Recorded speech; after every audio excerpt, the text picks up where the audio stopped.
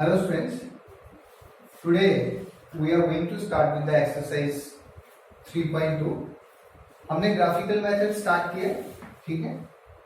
अब 3.2 exercise start कर रहे हैं। क्वेश्चन है form the pair of linear equation in the following problems and find the solutions graphically. और अब एप्लीकेशन पार्ट आ गया।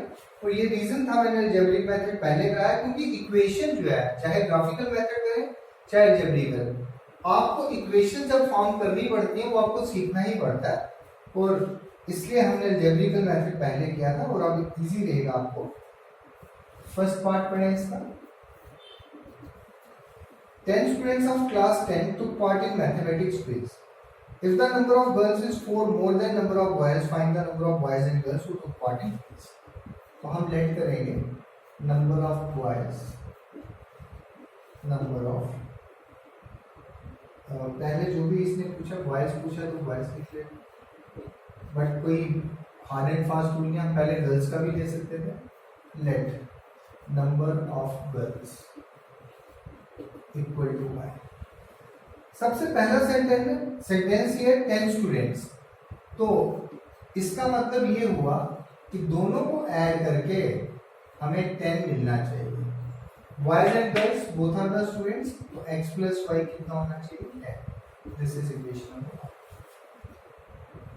सेकेंड है if the number of girls is 4 more than number of boys, girls का number ज्यादा है boys से, इसका मतलब ये गर्ल्स होगी, बॉयज से ज्यादा है तो बॉयज ने उतने ही ऐड कर दो तो गर्ल्स के इक्वल आ जाएंगे, ठीक है। तो let's say this is equation number 2। हमें ग्राफिकल मेथड यूज करना है। सबसे पहले x axis y axis draw कर लेंगे।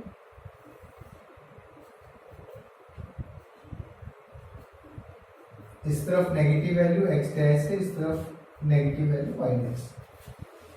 अब हमें दोनों ग्राफ्स इसी एक्सिस पे ड्रॉ करने हैं, तो मैं पहले वाला पार्ट ले रहा हूं x plus y equal to 10, ठीक है। इसका मतलब हो गया या x को y की टर्म्स में लो या y को x की टर्म्स में, चॉइस इज योर्स। अगर कोई कहीं स्पेसिफिक कंडीशन ना हो तो 10 माइनस वाई। मैंने कहा था मिनिमम 2 वैल्यू चाहिए ग्राफ ड्रॉ करने के लिए x y की, because any 2 points in a plane will take up the straight line, ठीक है, they constitute the straight line. और ग्राफ लीनियर इक्वेशन का हमेशा स्ट्रेट लाइन ही होता है। अगर मैंने y को 5 डाला, ये x ये y, अगर y 5 पुट किया तो x भी 5 आएगा। If I put y equal to let's say 4 तो x विल बी 6। और सेकंड वाले भी ले लो, सेकंड वाले तो हमें दी हुई है y in terms of x, तो हम कुछ भी चेंज नहीं करेंगे। ये x ये y, हाँ here if I put x equal to let's say 0 तो y इज 4, ज्यादा वैल्यू नहीं। And if I take x equal to 1 then y is 5। अब ध्यान से देखिए 1 2 3 4 5 6, x की जो हाईएस्ट वैल्यू है 6 है, मैं 6 तक ही ले रहा हूं। 5 6 y की वैल्यू जो है वो 5 तक है। Let me take 5 points 1 2 3 4 5 1 2 3 4 5।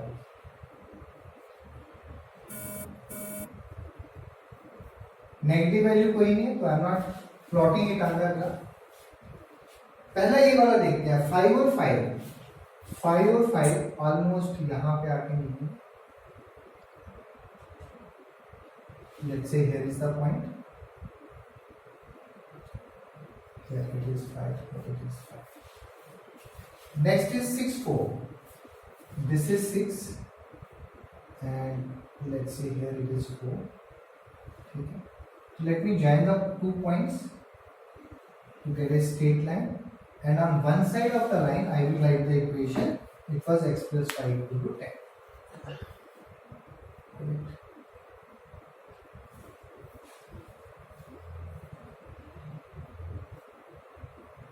5 Now second graph 0 4. 0 4 will be here. The point is 0 4 and 1 5. 1 5 is here. So let me produce the two lines so that they meet at some point here. ठीक है, अब मुझे थोड़ा इसको extend करना पड़ेगा just to सी कि कौन सा पॉइंट आ रहा है. Let's say it is y and it was 4 5 1 2 3 4 5 6 7. ठीक है, 6 7. अब देखिए ये पॉइंट हमें मिला इंटरसेक्टिंग. मैंने बताया था जब ग्राफ्स इंटरसेक्ट करते हैं, रादर इसका भी इक्वेशन लिख लेते हैं. इस साइड में एरो देके इसकी भी इक्वेशन लिख लेता हूँ ग्राफ की. क्या थी? y equal to x plus 4.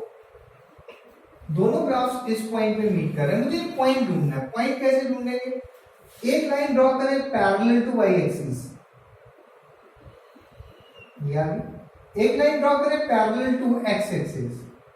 कहां से? इस पॉइंट से. That means 3 7 is the point of intersection. 3 7 is the point of intersection. और जब दो लाइन इंटरसेक्ट करती हैं वो point of intersection he solution होता है. मैं लिखूंगा यहां the graphs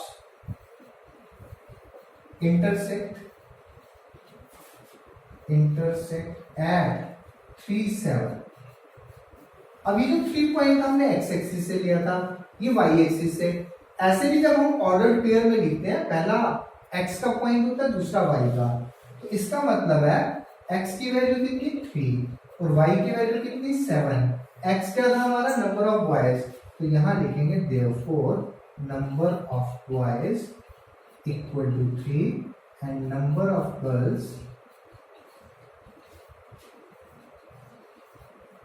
equal to 7. So that's the solution of this question.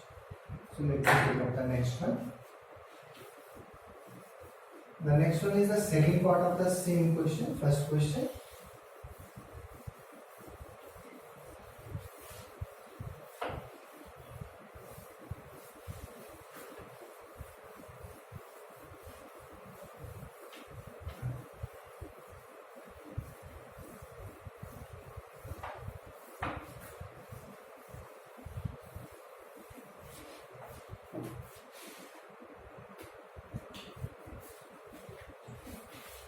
Let me take up the second. Question 1, second part. It is 5 pencil and 7 pen together cost ₹50. तो मैं लिखता हूँ cost of. इन्होंने पूछा cost of 1 pencil and 1 pen.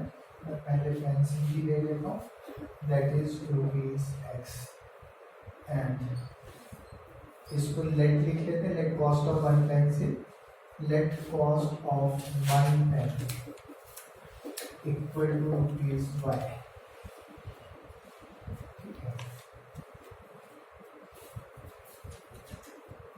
According to question,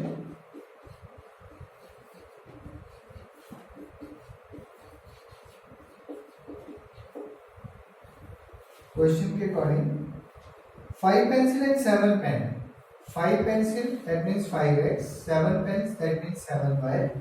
और इनकी cost कितनी दी है? ₹50. Let's say this is equation 1. Second case में 7 pencils and how many pens? 5 pens. तो इसकी कॉस्ट कितनी दी है? Together cost ₹46. Let's say this is equation. Find the cost of 1 pencil and 1 pen.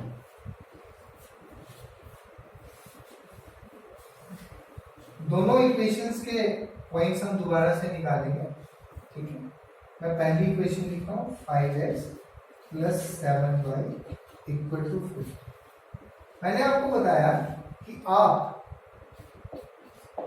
या x को y में लाएंगे या y को x में. अब यहां देखना ध्यान से एक चीज, अगर मैं y को यहां रखता हूं तो 7y कितना आता है? 50 माइनस 5x. और y कितना आता है?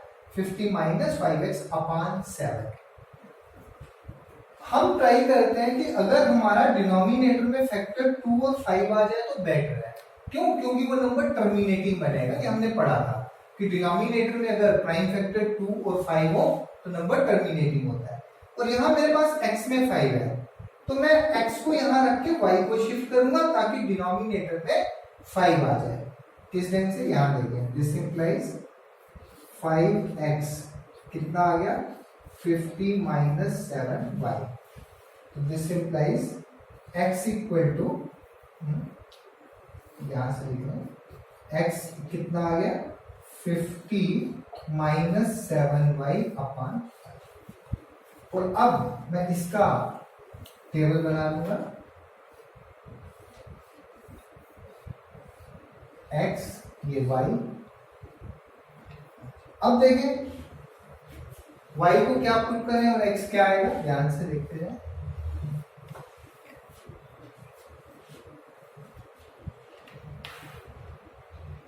हमने दोनों इक्वेशंस बना दिए। हाँ, कभी डिफिकल्टी हो तो आप इसको अलजेब्रिकली पहले करने का यही पर्पस था। अलजेब्रिकली आप इसकी सॉल्यूशन निकाल के देख सकते हैं कितना है। ठीक है, तो x आ रहा है 50 माइनस 7y अपॉन 5। अब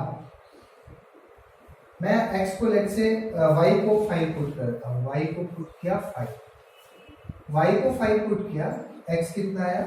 7 बाई 35 हो गए। 50 माइनस 35 15 हो गए। 15 बाई 5 3। तो x की वैल्यू आएगी। अगर मैं y को 0 पुट कर देता हूँ, y को मैं 0 पुट करता हूँ, x कितना है? 50 बाई 5 दैट इज 10। ठीक, तो ये इक्वेशन कौन सी थी? ये पहली वाली 5x प्लस 7y, कौन सी वैल्यूज आ रही है इसकी? इक्वल टू कितना? 50। अब मैं दूसरे वाला भी बना लूंगा। सेकेंड इक्वेशन क्या थी? 7x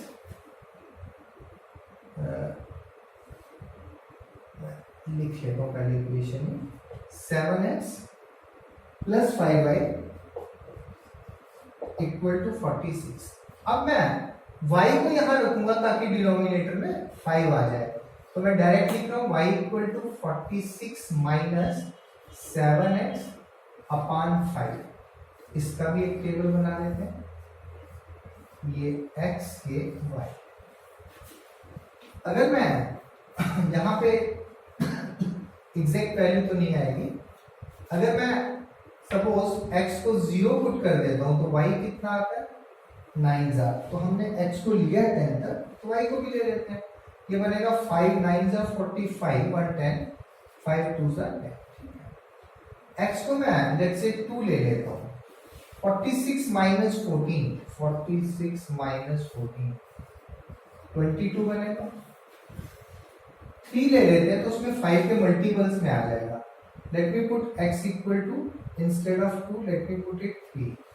7 3 21 हो जाएगा। 21 6 माइनस 1 5 आ गया। 4 माइनस 25 बाय 5 कितना आ गया? ये y 5 आ गया। अब मुझे ग्राफ ड्रॉ करना है। ये x ये y ये x।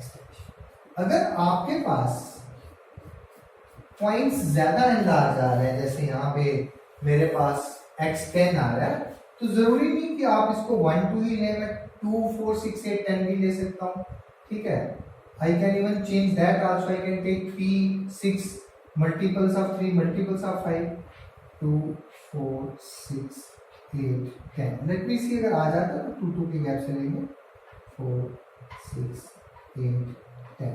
तो हम इसको 2 से लेंगे। 2 4 6 8 10। तो यहाँ भी 2 4 6 8 10। ठीक है, now let me plot the point. पहले इसके 3 5 3 आएगा 2 4 के बीच में 3, और 5 आएगा 4 6 के बीच में। तो 3 5 will be approximately here. This is the point 3 5। 10 0 it will be here only। ठीक है, तो let me join this to get a straight line।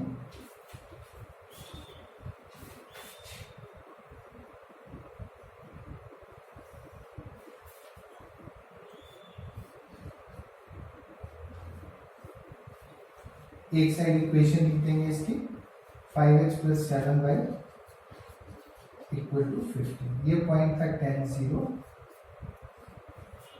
10 0, हाँ, और ये था 3 5। ठीक है, सेकेंड ग्राफ ड्रा करते हैं। 0 9.2 0 9.2 विल बी अप्रोक्सीमेटली हियर, तो ये पॉइंट आ गया 0 9.2, और दूसरा पॉइंट है 3 5, तो ये तो कॉमन सोल्यूशन सीधी ही मिल रही है हमें। ये ग्राफ इस पे कट कर रहे हैं, इस साइड इसकी इक्वेशन लिखते हैं, क्या आती है 7x plus 5y equal to 46। तो ग्राफ कहाँ इंटरसेक्ट कर रहा है 3 5 पे, तो इसको मैं मिटा के इसको इरेज कर देते हैं। यहां लिखता हूं the graphs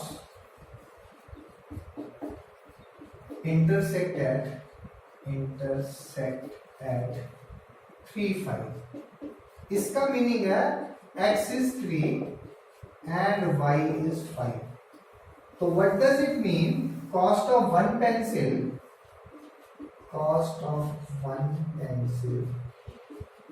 equal to rupees 3 and cost of one pen equal to rupees 5। तो हमने ग्राफिकली इसको सॉल्व किया। हाँ, अगर कभी सॉल्यूशन चेक करना आप अलजेब्रिकली सॉल्व करके चेक कर सकते हैं whether you are correct or not। ठीक है, so that was all in question 1। I am going to take the second one now।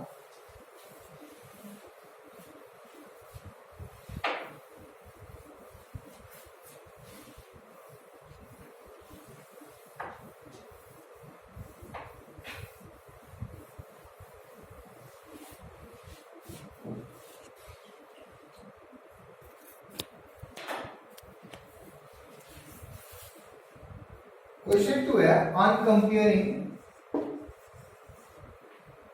a1 upon a2 b1 upon b2 and c1 upon c2। ये हमने किया हुआ है algebraically method में किया था। Find out whether the lines representing the following pair of linear equation intersect at A point parallel और coincident. हमें ग्राफ नहीं ड्रॉ करना है, हमें कंपेयर करके बताना है कोफिशिएंट को। पहली इक्वेशन है 5x minus 4y minus 8 equal to 0। Second है 7x plus 6y minus 9 equal to 0। Now what is a1? a1 is 5, तो मैं सेपरेट नहीं लिखूंगा, मैं सीधा लिखूंगा a1 अपॉन a2। a1 है coefficient of x in this equation, a2 is coefficient of x in this equation. ये बना 5/7। फिर लिखूंगा b1 अपॉन b2, वो बना -4 upon 6 which is -2/3। Are they equal? No। यही इक्वल नहीं है तो यहाँ लिख दूंगा is not equal to b1 upon b2। algebraically unique solution, और मैंने बताया था graphically they will intersect at a point, therefore the lines will intersect at a point, the lines will intersect at a point। Next point ले रहा हूं मैं,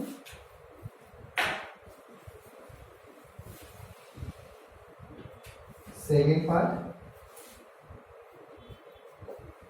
it is 9x plus 3y plus 12 equal to 0। फिर है 18x plus 6y plus 24 equal to 0। and what is a1 upon a2? 9 upon 18 which is equal to 1 upon 2। ठीक है, what is b1 upon b2?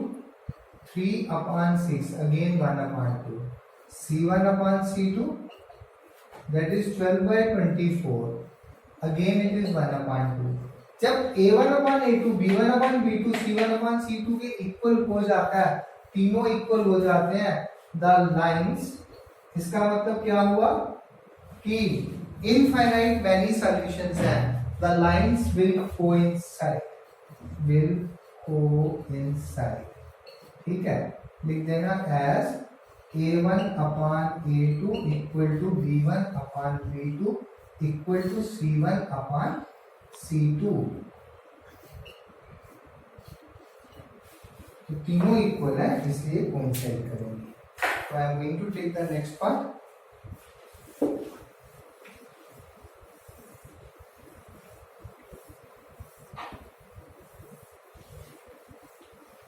Third part.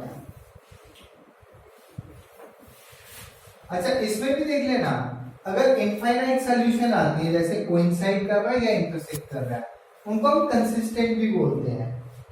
Third part 6x minus 3y plus 10 equal to 0. 2x minus y plus 9 equal to 0. What is a1 upon a2? That is 6 upon 2, which is 3. What is b1 upon b2? Minus 3 upon minus 1, which is again 3. And what is c1 upon c2? Equal to 10 by 9. तो ये तो आप लिख सकते हो a1 upon a2 equal to b1 upon b2, but is not equal to c1 upon c2. The lines will be parallel. The lines will be, यानी कि lines कौन सी जो हम ग्राफ ड्रा करेंगे वो पैरेलल आएंगी, क्योंकि इस केस में नो सॉल्यूशन बन रहा है. तो let me move on to the next question. उसमें भी कंपैरिजन करना है और बताना है कि इक्वेशंस कंसिस्टेंट है या इनकंसिस्टेंट है. अब देखिए कंसिस्टेंट दो केसेस में बनती है, जब लाइंस कोइंसाइड कर दे या फिर इंटरसेक्ट कर दे. ठीक है, या जब लाइंस इंटरसेक्ट करती है तो क्या होता है, यूनिक सॉल्यूशन होती है. कोइंसाइड में इनफाइनाइट मैनी सॉल्यूशन. तो इन दो केसेस को हम कंसिस्टेंट बोलते हैं. अगर नो सॉल्यूशन बन गई इसका मतलब है वो इनकंसिस्टेंट है.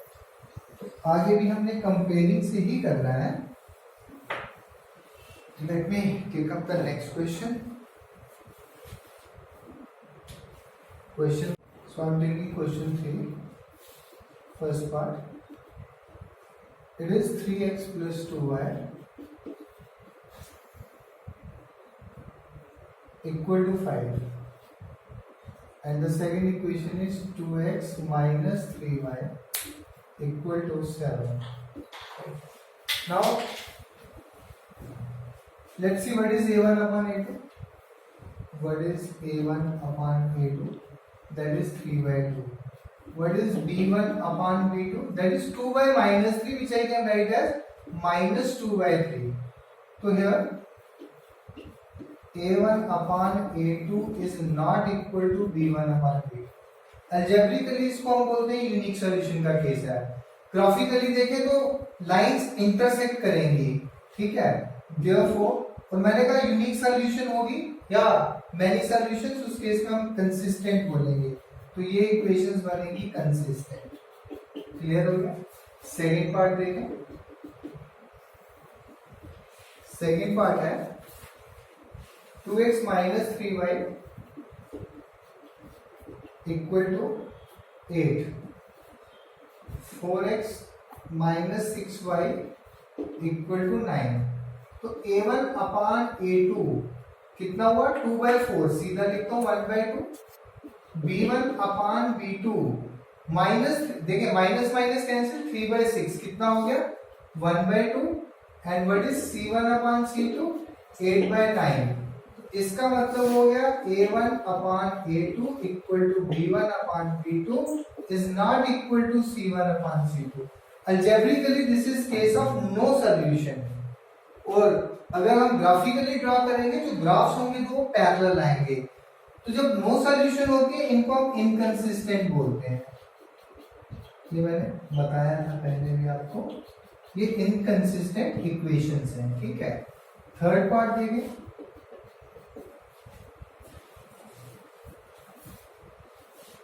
Three by two x, it is 3 by 2x plus 5 by 3y equal to 7. 9x minus 10y equal to 14.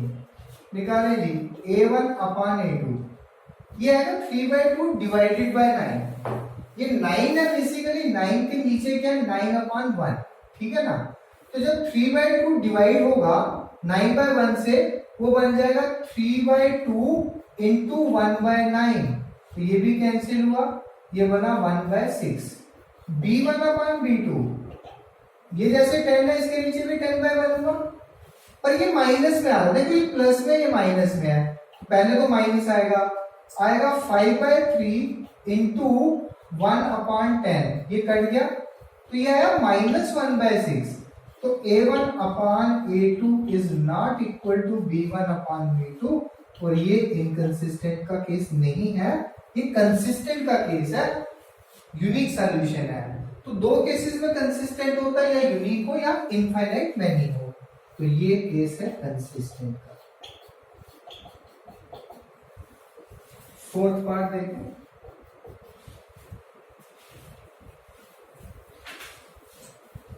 (5x - 3y = 11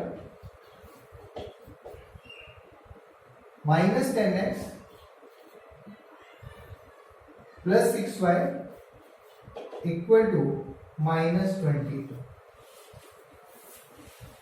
देखते हैं क्या बनता है। What is a1/a2? 5/10 -1/2 b1/b2, check करें 3/6, ये भी 1/2 बनेगा, साथ में माइनस c1/c2, ये भी 1/2 बनेगा, साथ में माइनस, तीनों सेम है, a1/a2 = b1/b2 = c1/c2। ये बना इनफाइनाइट मैनी सॉल्यूशन का केस, ग्राफिकली कोइंसाइड करेंगे ग्राफ्स, इसलिए ये केस भी क्या बनता है, कंसिस्टेंट। एक लास्ट पार्ट बचा, इसको भी कर लेते हैं।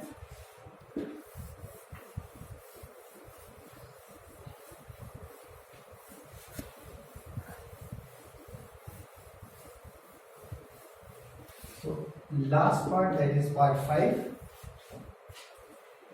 Now it is 4/3x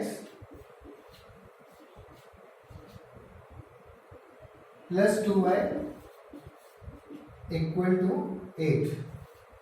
Then it is 2x plus 3y = 12। देखिए सबसे पहले a1/a2, इसका मतलब है 2/1 है, वो बनेगा 4/3 इंटू 1/2, ये कैंसिल होगा, तो ये 2/3 आ जाएगा, ठीक है। नाउ नेक्स्ट पार्ट देखें,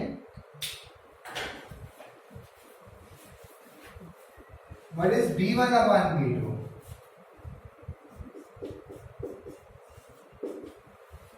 वो बनेगा 2/3, तो देखें दो तो इक्वल आ गए।